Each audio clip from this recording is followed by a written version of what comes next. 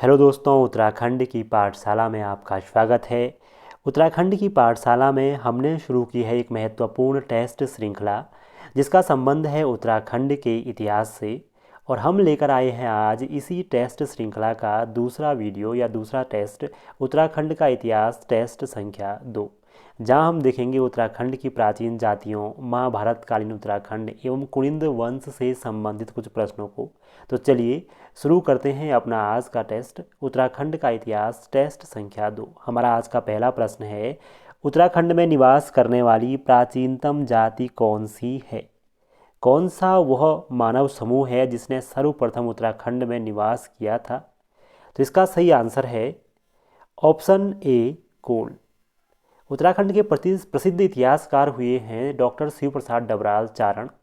उनके अनुसार कोल उत्तराखंड की सबसे प्राचीनतम जाति है।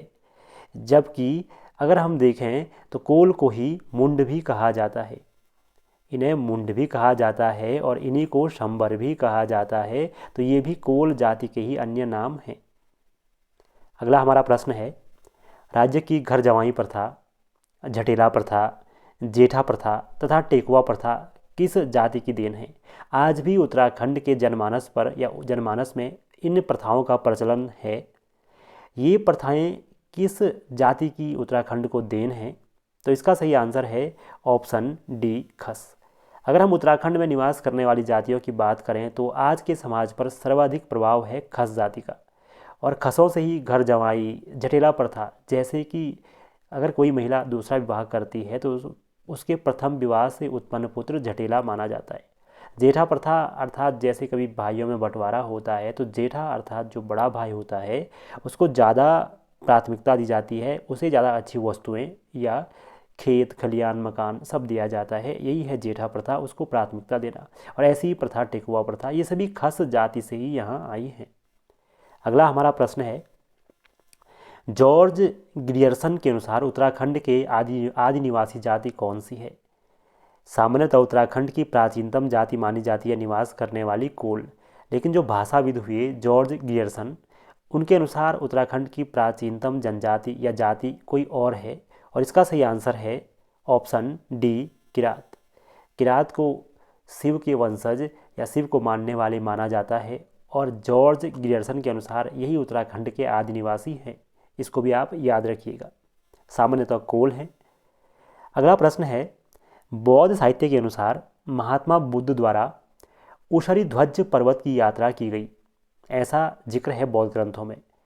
वर्तमान में वह उशरी ध्वज नामक स्थल कौन सा है, या उसे आज हम किस नाम से जानते हैं, या उसका समीप कौन सा स्थल आज है? तो इसका सही आंसर है ऑप्शन ए, कनखल। कनखल के पास है चंडी देवी मंदिर। चंडी देवी मंदिर जिस श्रृंखला पर है उसी की यात्रा बुद्ध ने की थी और उसे ही उशरी ध्वज कहा गया है, ऐसा मानना है। अगला हमारा प्रश्न है, महाभारत में उल्लेखित राज्य की जातियां जैसे दरद, तंगण, खस, लयांक, कुलिंद, ये सब नाम महाभारत में मिले हैं जो हिमालय में निवास करने वाली जातियां हैं। आदि के लिए किस एक शब्द का प्रयोग हुआ है? अर्थात इन जातियों के लिए एकमात्र शब्द का प्रयोग अगर किया जाए तो वो किस शब्द का प्रयोग किया गया है? तो इसका सही आंसर है ऑप्शन बी, मलेच्छ।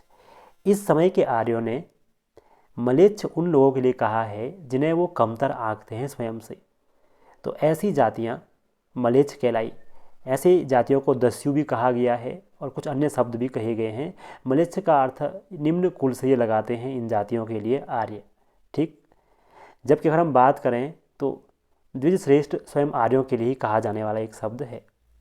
अगला प्रश्न है, ऋग्वैदिक काल की किस जाति के बारे में कहा जाता है कि वे महाभारत के रण में दुर्योधन की ओर से लड़े थे? यहाँ पर ऋग्वैदिक कालीन जातियाँ हैं और उनमें से एक जाति ऐसी है जिसके बारे में यह प्रचलित है कि वह दुर्योधन के साथ युद्ध में उसकी तरफ से लड़े थे महाभारत के। तो इसका सही आंसर है ऑप्शन बी, पारावत। पारावत वे लोग हैं जिन्हें महाभारत में पर्वतीय कहा गया था और ऋग्वेद में पारावत। आज देखें तो ये उत्तरकाशी की यमुना घाटी में या टोंस घाटी में रहते हैं और पर्वत इनका क्षेत्र है मोरी ब्लॉक के आसपास ये क्षेत्र है जो स्वयं को आज भी दुर्योधन का वंशज मानते हैं। वैसे उत्तरकाशी की यमुना घाटी में भी कई सारे क्षेत्र हैं जो स्वयं को दुर्योधन का वंशज मानते हैं, और यहाँ पर सोमेश्वर नाम से दुर्योधन के मंदिर भी हैं। तो इसी क्षेत्र की बात हो रही है पारावत की। अगला हमारा प्रश्न है, उत्तराखंड हेतु उत्तरी कुरु शब्द का प्रयोग किस ग्रंथ में हुआ है? उत्तराखंड के लिए उत्तरी कुरु नाम का प्रयोग भी हुआ है। ये कुरु महाजनपद का हिस्सा था। हालांकि ये कुरु महाजनपद के साथ साथ जो दूसरा महाजनपद है जिसको हम कहते हैं, अभी मैं बताऊंगा आपको, 2 महाजनपदों में हमारा उत्तराखंड आता था, अर्थात पांचाल और कुरु के बीच में उत्तराखंड का हिस्सा था। तो इसलिए यहाँ पर इन दोनों का हिस्सा माना जाता है उत्तराखंड को। और ऐत्रेय ब्राह्मण में उत्तराखंड के लिए उत्तरी कुरु शब्द का प्रयोग हुआ है, अर्थात यह कुरु का उत्तरी भाग है, जबकि पांचाल का हिस्सा भी रहा है हमारा उत्तराखंड। अगला प्रश्न है, टॉलमी ने कुलिंद वंश के राज्य के लिए किस शब्द का प्रयोग किया? जो प्रसिद्ध यूनानी लेखक टॉलमी हैं, उन्होंने अपनी पुस्तक में कुलिंद वंश के लिए जिस नाम का प्रयोग किया है वह है ऑप्शन सी, कुलिंदराज या कुलिंदराइन। कुलिंदराइन कहा है टॉलमी ने अपनी पुस्तक में कुलिंदों के साम्राज्य को। जबकि अगर यहाँ पर अन्य नामों को देखें अपरांत, तो कालसी शिलालेख में कालसी के आसपास के क्षेत्र को जहाँ पुलिंद या कुलिंद निवास करते हैं उस क्षेत्र को अपरांत कहा गया। जबकि इसी क्षेत्र को सपादलक्ष कहा, उत्तराखंड क्षेत्र को सपादलक्ष कहा गया है कोपेश्वर त्रिशूल लेख में जो अशोक चल का है। यहाँ पर गढ़वाल क्षेत्र को सपादलक्ष कहा गया है। और श्रीपुर वो क्षेत्र है या श्रीनगर के लिए कहा गया एक शब्द है, और इस शब्द का प्रयोग हुआ था महाभारत में उस समय के लिए जब पांडवों ने श्रीपुर की यात्रा की थी। अगला हमारा प्रश्न है, कुलिंदों हेतु पुलिंद शब्द का प्रयोग कहाँ हुआ है? कुलिंदों के लिए पुलिंद शब्द का प्रयोग किस ऐतिहासिक स्रोत में किया गया है? तो इसका सही आंसर है ऑप्शन ए, कालसी लेख।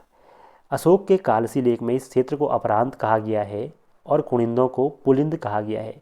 जबकि बात करें प्रयाग प्रशस्ति की, तो प्रयाग प्रशस्ति में कुलिंदों का जिक्र नहीं है, हालांकि कत्यूरियों के साम्राज्य कर्तरीपुर का जिक्र है। अगर हम विष्णु पुराण की बात करें तो विष्णु पुराण में कुलिंदोपस एक शब्द मिलता है कुलिंदों के लिए, कुलिंदोपस। और वहीं अर्थशास्त्र की बात करें तो अर्थशास्त्र में कुलिंदों के लिए कुलिंद शब्द का प्रयोग हुआ है। तो ये कुछ प्रमुख शब्द हैं। अगला हमारा प्रश्न है, निम्नलिखित कथनों को पढ़ें और सही कथन का चयन करें। कथन 1 है, उत्तराखंड का पहला राजनैतिक राजवंश कुलिंद वंश था। ये बिल्कुल सही है। उत्तराखंड में शासन करने वाली पहली शक्ति जिसके प्रमाण हमको मिलते हैं वो है कुलिंद। दूसरा कथन है, महाभारत काल में कुलिंद राज्य की राजधानी कालकूट थी। कुलिंद राज्य की राजधानी अनेक समय पर अलग अलग जगह रही। जैसे इनका साम्राज्य फैला, राजधानियाँ भी बदली, लेकिन महाभारत काल में इनकी राजधानी कालकूट नहीं थी। महाभारत के वन पर्व में साफ साफ कहा गया है कि जब पांडवों ने कुलिंद राज्य का दौरा किया था या वो वनवास के दौरान एक दिन कुलिंद राज्य से गुजरे थे, तो वो कुलिंद राजा सुबाहु की राजधानी श्रीपुर में रुके थे। और इस समय इसका जो क्षेत्र था वो श्रीपुर था, जिसको हम कहते हैं श्रीनगर। कालकूट जो राजधानी रही वो मौर्य काल में रही थी। तो इसका आंसर है केवल एक ही सही है, कथन 2 गलत है। अगला हमारा प्रश्न है, कथन को पढ़ें और सही कथन बताएं। कथन 1 है, अमोघ भूति कुलिंद वंश का सबसे शक्तिशाली शासक माना जाता है। यह बिल्कुल सही है। राजा अमोघ भूति को कुलिंद वंश का सबसे शक्तिशाली शासक माना जाता है। इसके कई सारे सिक्के मिले हैं जहाँ पर यह नाम अंकित है। और कथन 2 है, अमोघ भूति कुलिंद मुद्राओं से प्राप्त एक नाम है जिसका अर्थ है कभी न समाप्त होने वाला वैभव। यह भी बिल्कुल सही है। यह नाम कुलिंद मुद्राओं पर लिखा हुआ मिला है और कई सारे लेखकों का मानना है कि यह एक राजा का नाम न होकर एक उपाधि हो सकती है जिसका अर्थ है कभी न समाप्त होने वाला वैभव। लेकिन अधिकतर इतिहासकारों ने इसे एक राजा माना है और यह भी बिल्कुल सही है।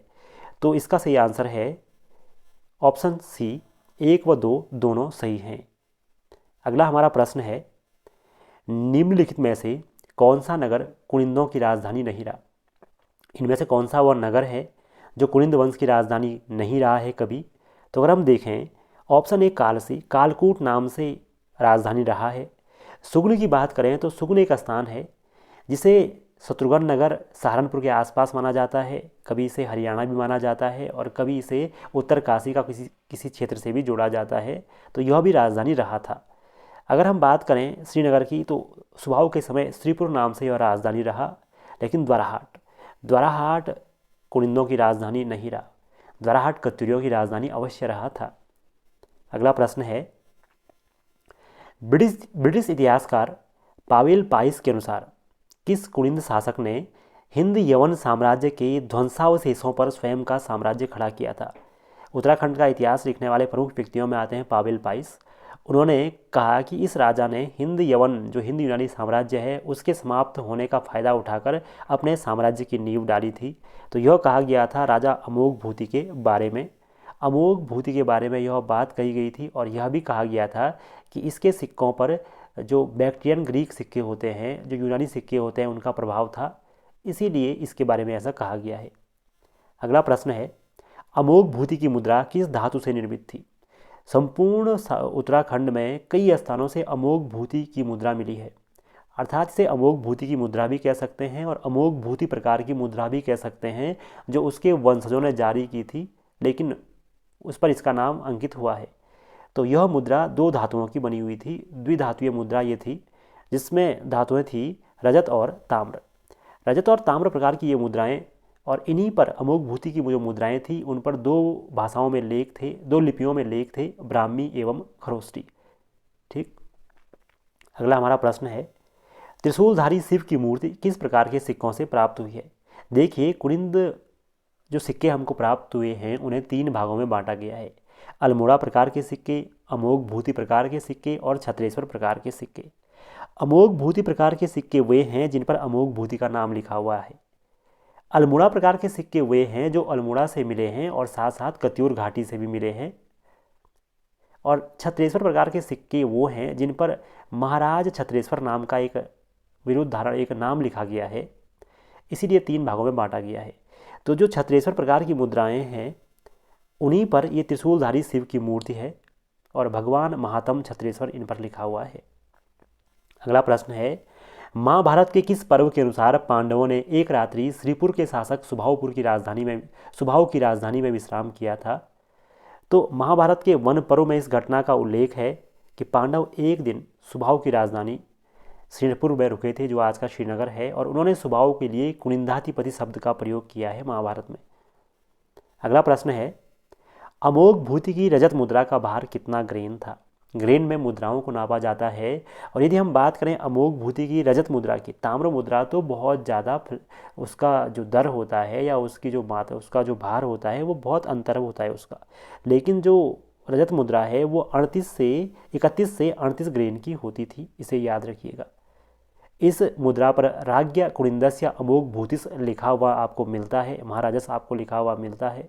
ठीक। और कई सारी मूर्तियाँ यहाँ पर हैं, जैसे दो भुजी नारी, एक हिरण से सींगों के मध्य कुछ आकृति, यही हमें देखने को मिलती है। अगला प्रश्न है, कुनिंद राजाओं में से किसका सिक्का सबसे प्राचीन है?